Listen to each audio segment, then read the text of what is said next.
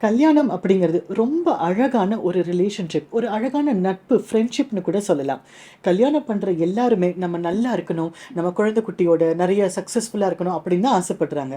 ஆனா துரதிர்ஷ்டவசமா சில திருமணங்கள் ஒருத்தர் தவறி போயிடுறதுனாலயோ, இல்ல சில விஷயங்கள்ல ஒத்து போகாததுனால விவாகரத்து பண்ணி பிரிஞ்சு இருக்கிறதோ அப்படி இருக்கா. இப்போ நம்மளுடைய சொசைட்டில இந்த மாதிரி லோன்லியா இருக்கிறவங்க, தனியா இருக்கிறவங்கள பார்க்கும்போது அவங்களோட ஏஜ் வச்சோ, இல்லைன்னா அவங்களுடைய ஸ்டேட்டஸ் வச்சோ, இவங்க திரும்ப கல்யாணம் பண்ணணுமா வேண்டாமா பண்ணக்கூடாதா அப்படிங்கிறதெல்லாம் இவங்களை சுத்தி இருக்கிறவங்க தான் முடிவெடுக்கிறாங்க. இவங்களுக்கு அந்த மாதிரி மறுபடியும் அந்த திருமணம் அப்படிங்கிற பந்தத்துல போகணுமா, அப்படிங்கிற ஒரு நட்பு அவங்களுக்கு வேணுமா அப்படிங்கிறது ஆக்சுவலா இந்த பாதிக்கப்பட்ட இந்த நபர்களோட உணர்வு நிலை எப்படி இருக்கும், மனநிலை எப்படி இருக்கும், அவங்க ரெண்டாவது திருமணம் பண்ணணுமா, இன்னொரு பந்தத்துல இணையணுமா வேண்டாமா, தேவையா தேவையில்லையா அப்படின்னு நமக்கு தெரிஞ்சதை நம்ம டிஸ்கஸ் பண்ணுவோம். அதுக்கப்புறம் முடிவு அவங்க எடுக்கட்டும். என்ன சொல்றீங்க?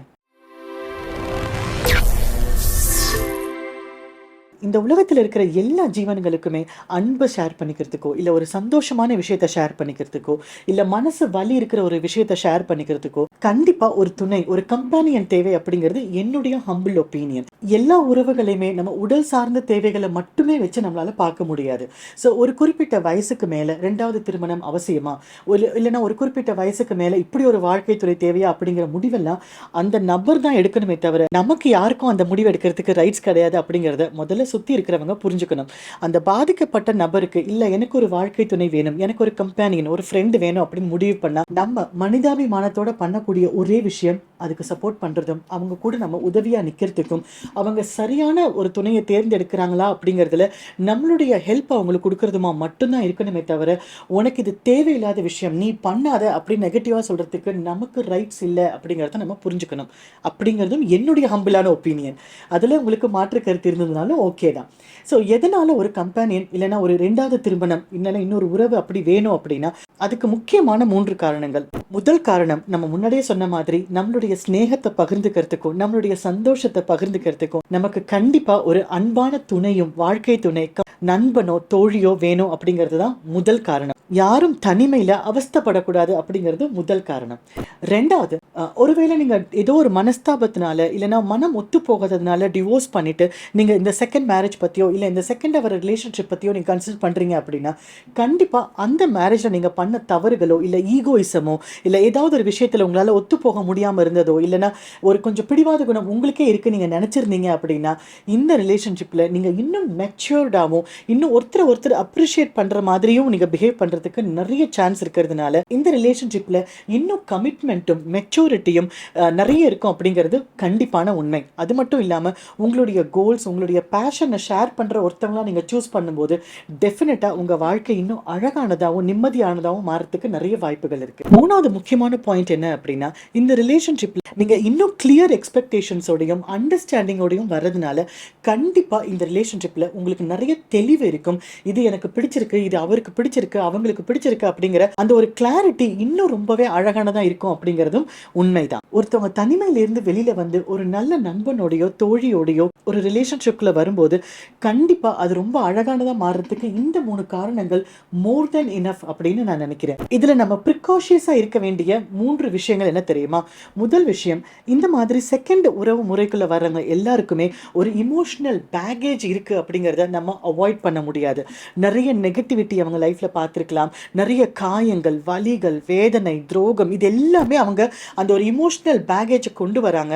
அவங்க சரளமா சகஜமா இந்த உறவு முறைக்குள்ள கம்ப்ளீட்டா வர்றதுக்கு டைம் எடுக்கும் அப்படிங்கிறதையும் அவங்களுக்குள்ள இருக்கிற வலியும் வேதனையும் நிஜமானது, அவங்க அதை டீல் பண்றதுக்கு கொஞ்சம் கொஞ்சமா பழகுவாங்க அப்படிங்கிறதையும் நம்ம புரிஞ்சுக்கணும். ஏன்னா அப்படி புரிஞ்சுக்கும் போதுதான் நம்மளால நம்ம கூட இருக்கிற பார்ட்னரோட ஸ்பேஸை நம்மளால ரெஸ்பெக்ட் பண்ண முடியும். ரெண்டாவது, எப்போவுமே இன்னொரு ரிலேஷன்ஷிப்குள்ளே வரும்போது முடிஞ்சு போன திருமணமாக வேணா இருக்கலாம், விவாகம் வேணா ரத்தா இருக்கலாம், ஆனால் அதுக்கு அவங்க சார்ந்து இருக்கிற ரிலேட்டிவ்ஸ், அவங்க இன்லாஸாக இருக்கட்டும் இல்லை சொந்தக்காரங்களாக இருக்கட்டும், அவங்க கூட எங்களுக்கு டச் இருக்கிறதுக்கு ஒரு வாய்ப்பு இருக்குது. அதுக்கு உண்டான ஸ்பேஸை ஆஸ் அ பார்ட்னர் நீங்கள் அதை புரிஞ்சுக்கணும். அப்போ ஃபர்ஸ்ட் மேரேஜில் இருந்தவங்களோட உனக்கு என்ன பேச்சு வேண்டியிருக்கு, நீ எதுக்கு அவங்க கூட பழகுற, அவங்களுக்கு எதுக்கு நீ இம்பார்ட்டன்ஸ் கொடுக்குற அப்படிங்கிறதுலாம் பேசாமல் அதுக்குன்னு ஒரு லிமிட்டட் ஸ்பேஸ் நம்ம கொடுக்கணும் அப்படிங்கிறதையும் பரஸ்பரம் புரிஞ்சுக்கிறது கண்டிப்பாக அவசியம். அவசியம் தான். கவனிக்கப்பட வேண்டிய 3வது விஷயம் என்ன அப்படின்னா, இது ரொம்ப சென்சிட்டிவான விஷயமும் கூட.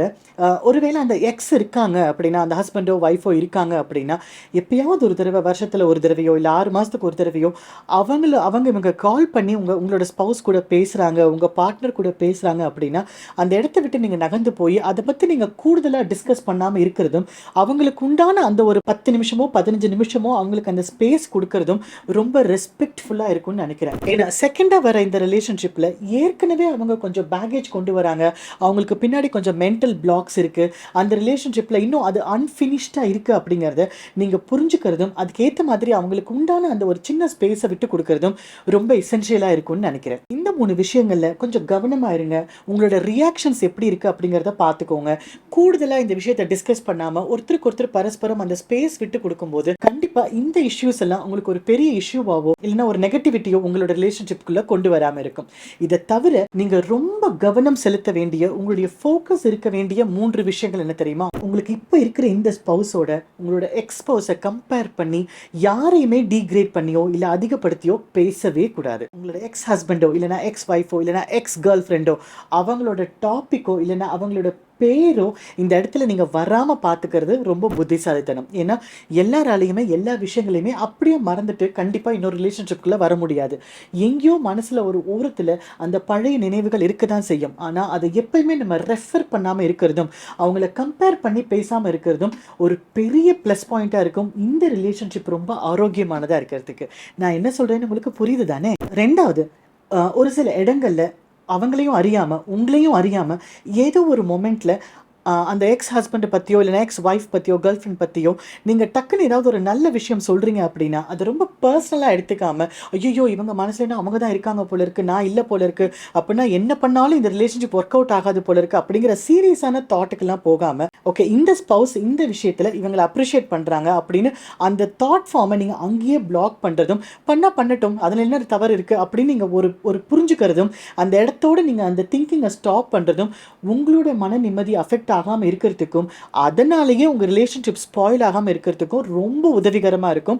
நீங்க இந்த தப்பு பண்றீங்க அப்படின்னா ரொம்ப பர்சனலா எடுத்து அவங்க இன்னொருத்தவங்களை அப்ரிஷியேட் பண்றதை தாங்க முடியல அப்படின்னா கண்டிப்பா ப்ராசஸ் பண்ண வேண்டியது உங்களதானே தவிர அந்த தாட் ஃபார்ம்ஸ் இல்லை. ஏன்னா எல்லாருமே ஒருத்தவங்களோட ஒரு குறிப்பிட்ட டைம் ஸ்பேனை ஸ்பெண்ட் பண்ணியிருக்காங்க அப்படின்னா அதுல கெட்ட விஷயங்களும் இருக்கலாம், நல்ல விஷயங்களும் இருக்கலாம். எதேச்சையா ஒரு நல்ல விஷயம் ஞாபகம் வந்தது சொல்லிட்டாங்க அப்படின்னா அது ரொம்ப பர்சனலா எடுத்து அதுக்கான டைம் ஸ்பெண்ட் பண்ணி அதை நீங்க ஒரு பெரிய இஷ்யூவா ஆக்காம இருக்கிறது ரொம்ப உதவிகரமா இருக்கும். 3வது ஃபோக்கஸ் வைக்க வேண்டிய இடம் என்ன தெரியுமா? ஒருவேளை உங்களோட ஸ்பவுஸோட அந்த எக்ஸுக்கு குழந்தைங்க இருக்காங்க அப்படின்னா கண்டிப்பா இவங்க அந்த குழந்தைங்களோட குவாலிட்டி டைம் ஸ்பெண்ட் பண்ணோம் அப்படிங்கறத நம்ம புரிஞ்சுக்கணும். இவங்க விவாகம் தான் ரத்து பண்ணிட்டு வந்திருக்காங்க, பெற்றோர் அப்படிங்கிற ஸ்தானத்தை ரத்து பண்ணிட்டு வரல. யார்கிட்ட குழந்தைங்களோட கஸ்டடி இருந்தாலும் கண்டிப்பா அந்த இன்னொரு ஸ்பவுஸோட உதவியோ இல்ல டைமோ இல்ல ஏதாவது ஒரு ஆக்ஷனோ கண்டிப்பா டிஸ்கஸ் பண்ண வேண்டியிருக்கும். உங்களால அந்த மாதிரி இடத்துல உங்களால முடிஞ்சா அங்க சப்போர்ட்டிவா இருங்க. அப்படி இல்லைன்னா இல்ல எனக்கு அது இன்னும் அக்செப்ட் பண்றது கஷ்டமா இருக்கு அப்படின்னா அந்த இடத்த விட்டு நகர்ந்து போய் ஆஸ் அ பேரண்ட் உங்களோட ஸ்பவுஸுக்கு அந்த ஸ்பேஸ் நீங்க கிரியேட் பண்ணி கொடுக்கறது உங்க மேல இருக்கிற மரியாதையை அதிகரிச்சு காமிக்கும். இந்த விஷயங்கள் எல்லாம் நீங்க யோசிச்சு பார்க்கும்போது உங்களுக்கு ஒரு நல்ல கிளாரிட்டி கிடைக்கும். உங்களோட ரிலேஷன்ஷிப்பை இன்னும் எப்படி பெட்டரா கொண்டு போகலாம், இன்னும் இந்த ரிலேஷன்ஷிப்பை இன்னும் அழகானதாகவும் ஸ்ட்ராங்கானதாகவும் மெச்சூர்டாகவும் எப்படி கொண்டு போக முடியும் அப்படின்னு உங்களால யோசிக்க முடியும்.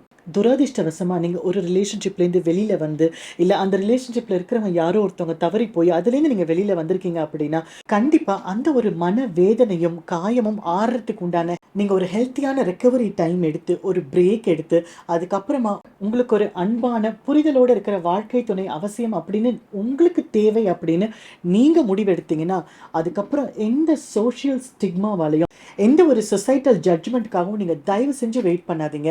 உங்களுக்கு ஒரு கம்பேனியன் தேவை, உங்களுடைய வாழ்க்கையை பகிர்ந்துக்க உங்களுக்கு ஒரு பார்ட்னர் தேவை அப்படின்னு நீங்க முடிவு பண்ணீங்கன்னா அதை தயவு செஞ்சு வேற எந்த காரணத்தை கொண்டும் தள்ளி போடாதீங்க. யாருமே இந்த உலகத்துல தனியா இருந்து கஷ்டப்படணும்னு அவசியம் இல்லை. தனிமையில இருக்கிறது வேற, தனியா இருக்கிறது வேற அப்படிங்கிற வித்தியாசத்தை நம்ம புரிஞ்சுக்கணும். அன்ஃபார்ச்சுனேட்லி யாராவது இந்த மாதிரி சுச்சுவேஷன்ல மாட்டிட்டு இருக்கீங்கன்னா அதுலேருந்து நீங்க வெளியில வந்து உங்களுக்கு ஒரு நல்ல பார்ட்னர் கிடைக்கணும், நல்ல சோல்மேட் கிடைக்கணும் அப்படிங்கிறது என்னுடைய பிரார்த்தனைகள்.